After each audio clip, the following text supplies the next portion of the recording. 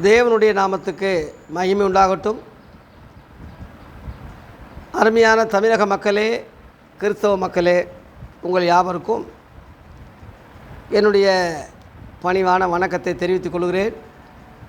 இயேசு கிறிஸ்து யார் என்ற தலைப்பில் புதிய ஏற்பாடை நம்ம தொடர்ந்து விளக்க உரையாக இயேசுவை அறிகிற அறிவில் பார்க்க போகிறோம். இன்றைக்கி மத்தேயு 2 அதிகாரத்தை பார்க்க போகிறோம். நேற்று 1 அதிகாரத்தை தொடங்கி சுருக்கமாக முடித்தோம். இன்றைக்கி மத்தேயு 2 அதிகாரத்தில் கருப்பொருள் என்ன என்று சுருக்கமாக நம்ம பார்க்க போகிறோம். இயேசு கிறிஸ்து இந்த உலகத்தில் பிறந்தபோது ஏரோது ராஜா அவரை கொலை செய்யும்படி முயற்சி எடுத்தான்.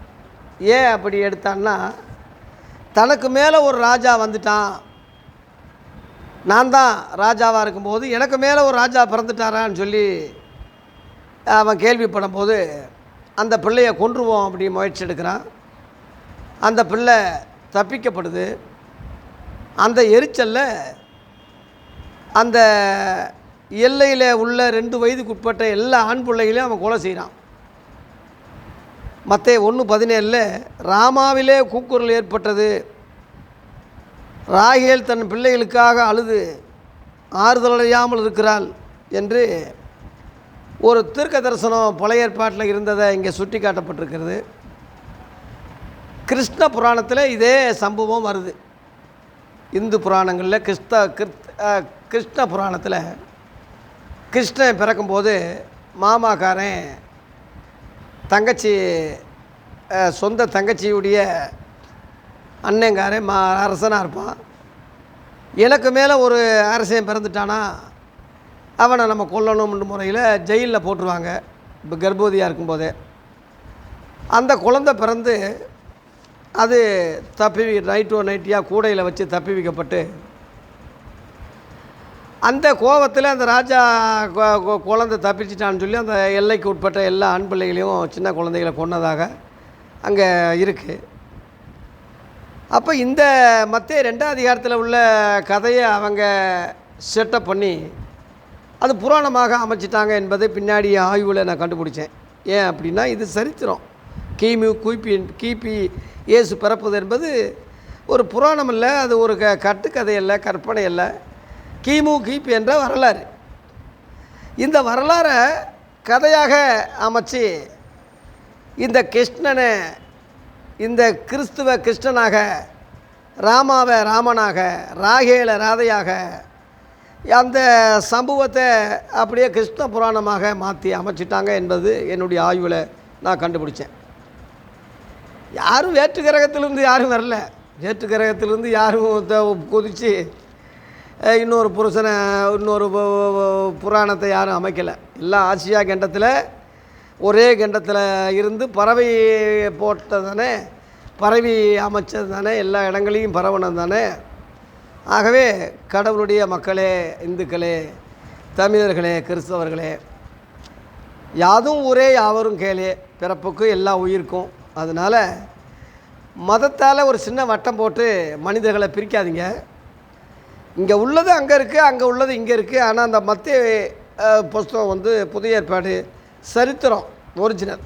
இதிலிருந்து அங்கே கண்ணு மூக்கு வச்சு பரவப்பட்டதை தவிர வேற அல்ல. அந்த வகையில் எடுத்துக்கிட்டால் இந்த நிஜத்துக்கு வாங்க. நானும் பல ஆய்வுக்கு பிறகு தான் இதை கண்டுபிடிச்சேன். நானும் ஒரு பூர்வீக இந்து தான். தெலுங்கு இனத்திலிருந்து ரட்சிக்கப்பட்டு இயேசுவை உலக ரட்சகராக கண்டுபிடிச்சி இந்த வழியில் போனதோடு மற்றவர்களுக்கும் இந்த வெளிச்சத்தை சொல்லணும், இந்த ஒளியை சொல்லணும் என்ற நோக்கத்தில் தான் தொடர்ந்து இந்த வீடியோக்களை நான் பேசிக்கிட்டு இருக்கேனே தவிர யாருடைய தூண்டுதலோ, யாருடைய பணம் கொடுக்குறதோ, எந்த குறுகுண புத்தியிலையோ ஆதாயத்துக்கோ நான் செய்யலை. அது இறைவன் சாட்சி, என்னை அறிஞ்சவங்களும் என்னை அறிவார்கள்.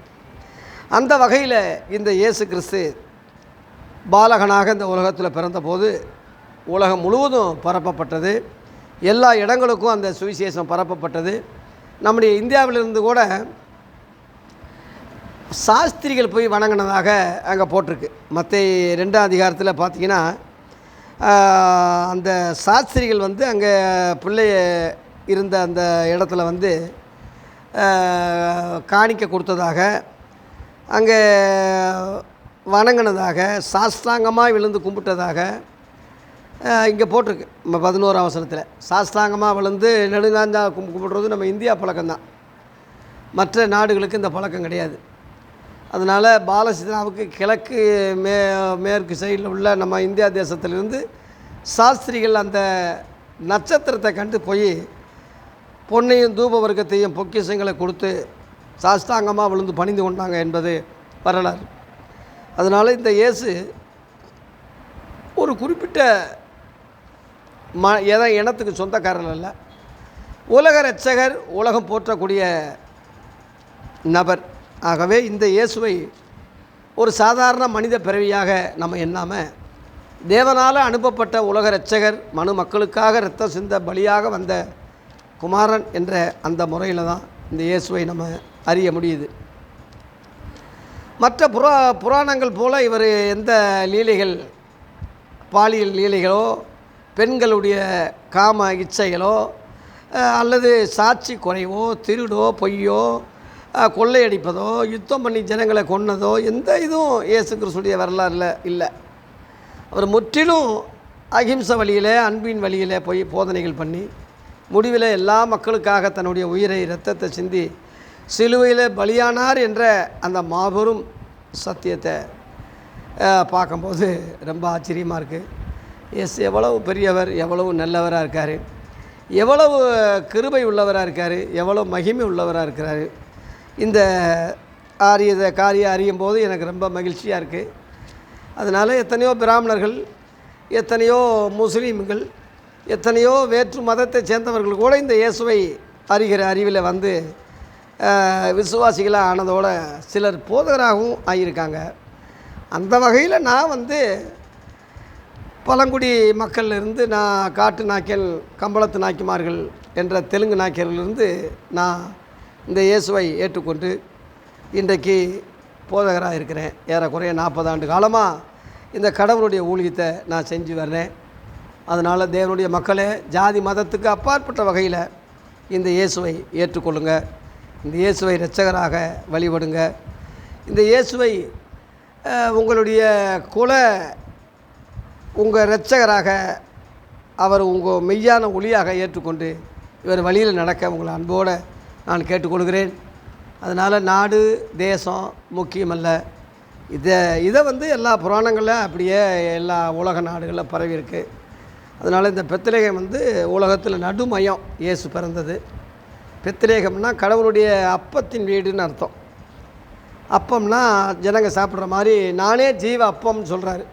வானத்திலிருந்து இறங்கின ஜீவ அப்பம், என்னை புசிக்கிறவன் என்னாலே பிழைப்பான் அப்படின்னு சொல்கிறாரு. அப்படி வார்த்தைகளை நம்ம புசிக்கும்போது, ஆன்மீக உணவாக உட்கொள்ளும் போது நம்ம ஆவி ஆத்துமா ரட்சிக்கப்படுது, ஆசீர்வதிக்கப்படுறோம்.